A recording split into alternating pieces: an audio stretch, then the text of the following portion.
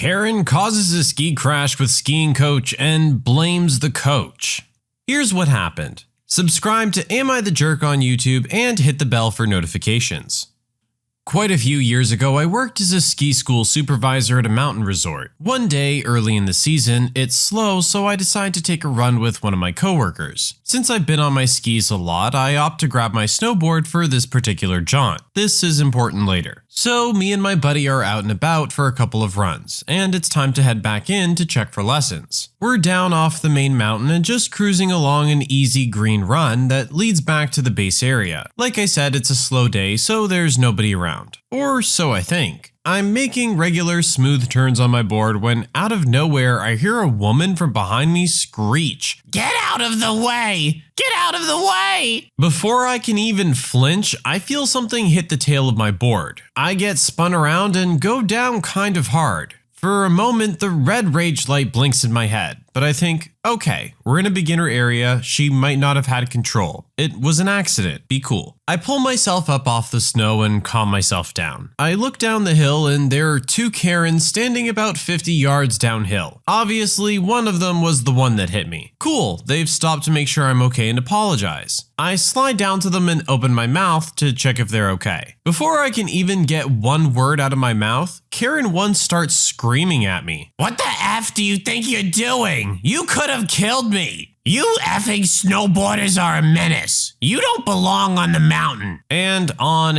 it goes. Screaming at me, cursing at me, calling me all sorts of names. One important note, there are a set of rules that govern skiing. One of them is that skiers and riders ahead of you have the right of way. Just like driving, if you hit someone from behind while skiing, you're 100% at fault. I try to interrupt politely to tell her this, but Karen is having none of it. At this point, I'm thinking, okay, F you, Karen. I'm tearing you a new one once you're finished yelling. I look over at my buddy for backup and suddenly my rage-filled brain realizes something. My buddy's in full uniform. I look down, black pants, blue and gray jacket with the resort logo on front and back, bright shiny gold name tag that says supervisor under my name, and a radio clipped to my collar. Yeah, I'm in full uniform too. At this point, I'm dumbfounded. Is this woman seriously screaming and cursing at two mountain employees after she just caused a crash? What? Then I get calm and hold out my hand for her to stop. I have no idea why, but Karen stops screaming. I reach up to the radio mic and call Ski Patrol. I ask them to have the patrol director on duty meet me at the base area. It's at this point that it finally dawns on Karen that she messed up. She starts asking why I called patrol and what I'm going to do. I just shrug. She starts saying she doesn't want me following her and to leave her alone. Again, we're almost inside of the base. There's nowhere else to go other than to follow the trail down. She realizes she's stuck and skis down with her friend. Her friend at this point looks mortified, by the way. We get to the base and the patrol director's standing there with another patroller. I give a recap of the events, including some of the graphic things she told me to do to myself and multiple family members. The patrol director rolls his eyes, then pulls out wire cutters. Karen goes wide-eyed and is like, "No, you can't take my ticket. It's a 5-day ticket. We just got here today. This is our vacation." Tickets are over $75 per day. So we're talking like a $350 ticket this lady has on. The patrol director just shrugs and says, "Well, ma'am, then you just made a very expensive mistake," and clips the ticket. At that point, my coworker and I make a retreat back to the ski school because we want no part of the fallout. I still can't believe what a jerk she was though.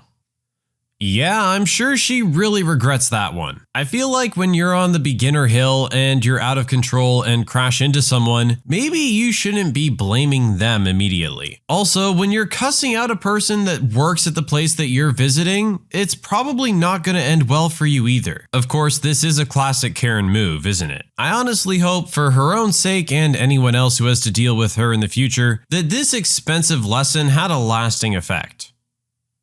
This jerk bullied me, broke my nose, and shoved me into a locker. So I stole his friends and cut him off from easy grades. and now he's working a crap job. So I was flicking through Facebook when I remembered something that I did to someone in secondary school. Details are a little hazy, but here it goes. Back in school, I was several things. Awkward and weird in the extreme, bit of a runt, physically weak. Now, I had the fortune to go to one of the grammar schools in the UK. So, for the most part, nothing happened. But one person who I do remember sticks out. We'll call him Buttface. Quite possibly the meanest bully I ever had. He was always trying something against me. And as a result, I spent a lot of time in the library or with teachers. After all, I was sick of him constantly trying to trip me, or trying to steal my things, or make fun of me, or most annoyingly of all, trying to copy my work. I took great pride in my success. I tried not to let it show, but every once in a while, I would eventually break down. This persisted for the first 2 years. He always acted alone, perhaps because he was trying to not look like a jerk in front of everyone else. Anyways, after those 2 years, Buttface decides to shove me in a locker. Now, I'm claustrophobic and he knew that. And when I was trying to frantically resist, he left me with a broken nose. I was locked inside and was only let out when a teacher heard my pathetic sobs and pleas for help. He was suspended for a week. I spent some time in the medical room and a week later it was all resolved. Except for the resentment I had. Not cool. The teachers were off the ball and doing nothing to protect me. I wanted this guy to suffer. I eventually got my chance. In mathematics, I was one of the best in the class. One of his friends was sorely struggling. Now, I wasn't the most socially adept person, but I knew my math. When he ended up sitting next to me, I helped him out, gave him pointers. His grades began to improve. He started helping me out with things like art. I didn't really improve much, but we forged an unlikely friendship. Anyhow, the compound effect of this was twofold. Not only had I gained some protection from Buttface, but I had also entered his extended group of friends. And this friend I had made started dragging me along to hang out with them during break periods. Within 6 months, I was friends with all of Buttface's friends. I always acted friendly around Buttface, never brought up anything at all. Buttface's friends were nice guys, treated me real good. I eventually suggested setting up study groups in the library, offered to arrange them. I asked about when everyone was available, and I always had things to do when Buttface was available. How inconvenient. As such, although he was invited, I made sure he wasn't there. Suffice to say, due to us studying together once a week, our grades in our weaker subjects started to individually improve. As for Buttface, he hadn't put much work into his own success. Without his friends to mooch from, his grades started tanking. Suddenly, he was being real nice to me, trying to apologize to me in private so he wouldn't lose face in front of his friends. I told him my answer simply. This is the only exact phrase that I remember. You want to apologize? You apologize to me in front of your friends. This was now 8 months after the locker incident. He told me he would apologize. Okay. Cool. I arranged the study group. This time he could make it, and he gave his apology to me in front of his friends. I asked if he was doing this just for grades. After all, his friends knew his grades were tanking, and ours were on the rise. Cue my friends flipping out, asking him very pointed questions about what had happened. In that moment, I'd cut off Buttface from his friends and taken them as my own. His former friends were quick to ostracize him. I breezed through the rest of grammar school. We went our separate ways at college, took different subjects, and the group disbanded. Why was I reminded? Despite not talking to any of these guys in almost a decade, I found Buttface on Facebook, and it asked if I knew him. I had a quick look on his profile, very few friends, and working a deadbeat job at 26 as a cashier, and no one from my old study group was a friend of his. I really don't feel bad for that jerk. Yeah, neither do I, really. Sounds like he kind of just got what was coming to him. And I understand there might be some people who think that this was going a little too hard. I mean, it seems like maybe he was a decent guy and for whatever reason was just picking on this one kid. But if that was the case, he would have been able to make more friends afterwards. It really does just seem like maybe he was just an unlikable jerk. And maybe our original poster was doing his new group of friends a favor by outing him as one. Either way, I can't say I feel particularly bad about this one. At the end of the day, you reap what you sow. After I convinced my parents to let my homeless boyfriend stay with us, he cheats on me. When I was 16, I met an older guy. Let's call him Tom, through some friends of mine. He was 21 and had his own apartment. It was like we met and instantly started dating. My parents weren't a huge fan of his, but they are super liberal and believed in letting their kids learn from their own decisions/mistakes. We dated for about 2 years on and off. Tom worked odd jobs but had barely graduated high school and was admittedly not very bright. In fact, he was kind of a jerk. He would call me names or make fun of me in front of his friends or ignore me when I was upset. He also would talk to other girls without trying to hide it. But if I texted a guy from band class, you better believe I heard about it. I liked him because I was dumb and 16, and honestly, to my 16-year-old self, he was really good looking. Well, it seemed Tom had a secret. He had joined the National Guard at 18, and after basic, he got to go home for a short time because his mom was very sick. Well, I guess his mom recovered very quickly, but Tom never let the military know. Instead, he moved addresses and jobs often so the military couldn't find him. Eventually, the janitorial company he worked at found out about this and fired him. So Tom was homeless. Guess who convinced her parents to let him stay with them for a while? That's right, me. So I would get up and go to my senior year of high school, and my 23-year-old boyfriend would sleep all day and hide from my dad and didn't do much but drink. This continued for a month or so, and one day Tom asked me to drive him to a friend's house and said there was a party, and he was going to stay in that town, about a 15-minute drive, just for the night. I had school in the morning and had known these friends for years, so I said bye honey and kissed him goodbye as he got out of the car. That is the last time I ever saw him in person. The next day, he was going to continue to drink and stay in the other town with his friends. I was busy, so I just said whatever. It wasn't unlike Tom to drink for 3 days straight, then come home and crash. Well, on the third day, his best friend called me and said, "Original poster, Tom's cheating on you. He met Jane at my house party the other night, and he's been staying at her apartment even though she knows about you. He told me he wasn't going to tell you and to see how long he could get away with it, but I knew I had to tell you because you don't deserve that."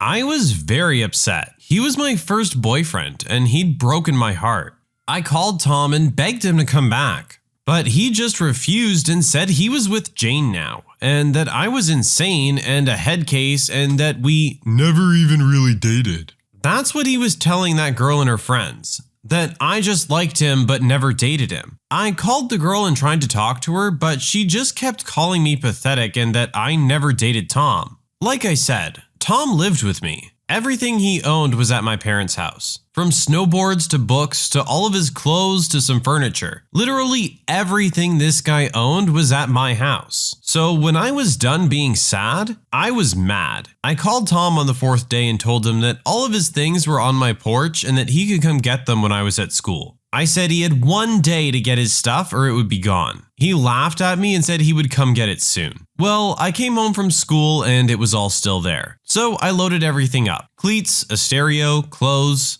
everything a person could own into my car and brought it to Goodwill. Took me and 2 workers about a half hour to unload it all. I think they thought someone died because they didn't ask at all why all a person's stuff would be donated. The next day, Tom calls me and says he's coming today and I better not start any drama because he was bringing Jane to help him get all the stuff. I told him not to bother because I gave it all away. He flipped out and screamed, calling me every name in the book, and had his new girlfriend come there alone to see if I was telling the truth. My dad told her to get the heck off his porch or he'd kick her butt himself. Like I said, liberal. Tom called the police and they laughed at him. They knew he was 23, formerly AWOL from the army, he'd been arrested several times, and staying with his 18-year-old girlfriend. It's a small town. They said if I told him to come get it and he didn't, then it's his fault. My friend that had called me originally was the one who drove Tom to Goodwill. The employees there also laughed at him and wouldn't give him anything. Tom was also super broke, so he couldn't afford to buy anything back. The friend told me later that he had to act concerned while with Tom, but that it was one of the funniest and most pathetic things ever, watching Tom beg Goodwill workers for his things back. Never saw Tom again, but he later impregnated Jane twice, and then she moved in with their kids into a battered women's shelter temporarily, and then gave the kids to her mom, then checked into a psych ward as a direct result of Tom's abuse. Last I heard, he was in jail again. But good riddance. Screw that jerk.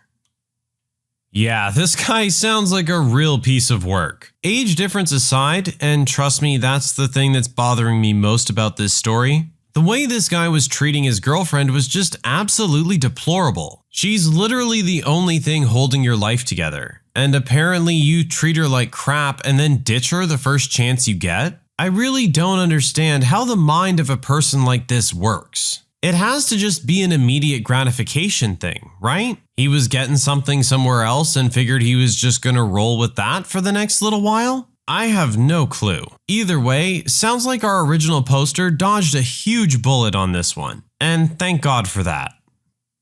Am I a jerk for not letting my stepdaughter take a shower? My stepdaughter is 15. I'm a 34-year-old female. My stepdaughter lives with us full time because she doesn't like being at her mother's house ever since her mom remarried due to there now being 4 small children running around. I have 2 sons myself, but my kids don't bother her and they live together peacefully, so there's never been any issues here. She has the entire finished attic to herself and she loves the space. Her mother does not pay child support. She refuses, stating, "She chose to move out on her own, so I'm not responsible for her financially." And for whatever reason, my husband doesn't push it. I've told him to several times, but he outright refuses, despite knowing it costs us an extra $900 plus a month, and we can't afford it. The reason why it's so much extra money having her here is because she insists on taking 45 minutes to an hour and a half long showers twice a day, and uses up all of our hot water. She says the scalding water is the only thing that helps her anxiety, and I get that. But at the same time, all the rest of us have gone without showers because she uses all the hot water multiple times. And now I'm forking out hundreds more a month in hot water cost. I'm fed up.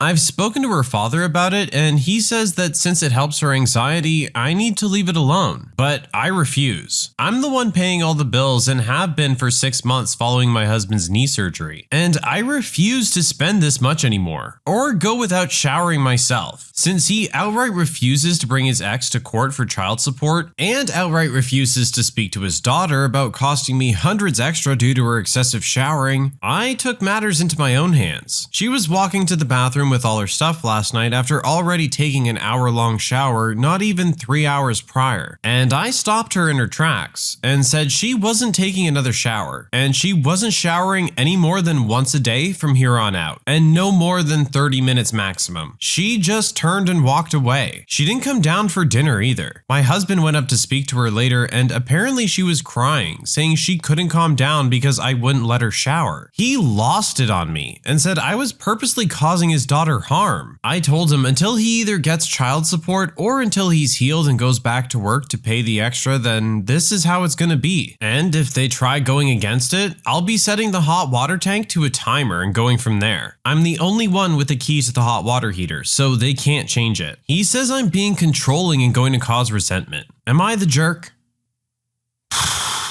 Yeah, I would say yeah. To be honest, my main issue here is that we know that this is her source of relieving her anxiety, which must be pretty severe if this is how she has to treat it multiple times a day. But all our original poster seems to be seeing here is the inconvenience that it seems to be causing her. And I get it. It sucks. And to you, it doesn't really make sense why she needs to take 3 showers a day and why they need to be so long. But I feel like instead of just cutting her off and leaving her to feel desperate and even more anxious as a result, that maybe some other options should be explored first. No other external effort was made to help her. All we cared about was taking away the thing that was helping her because it was inconveniencing you, which is a textbook jerk move. Surely if we sat down and had a reasonable conversation with her, she would understand that all of these hot showers do have an impact, and that you're not just being cheap or anything like that. Surely if it came down to 3 hot showers a day or a roof over her head, she would choose a roof. Being able to pay for your mortgage and all those other things is a top priority, and maybe a little bit of time with the family, doing some other kinds of activities would help to relieve her anxiety. I just feel there were many other ways that this situation could be handled, and most of them would result in everyone involved being a lot happier. Also, you can't hold it against your stepdaughter that her stepmother doesn't pay child support. She has no control over that, and it seems almost like you're punishing her for her mother's actions. And if you're not punishing her for her mother's actions, then you're punishing her for your husband's actions, for not going after his ex-wife for the child support that he's supposedly owed. Either way, the person who's suffering in this instance is not the one who caused any of it, and not someone who has any control over any of it either. All around, I just feel like we're being really insensitive about the whole issue. I feel to the other parties involved, and for others looking in, this really does feel like an attempt at maintaining control. Please, take a minute and reconsider how you're handling this. Like I said, there's better ways.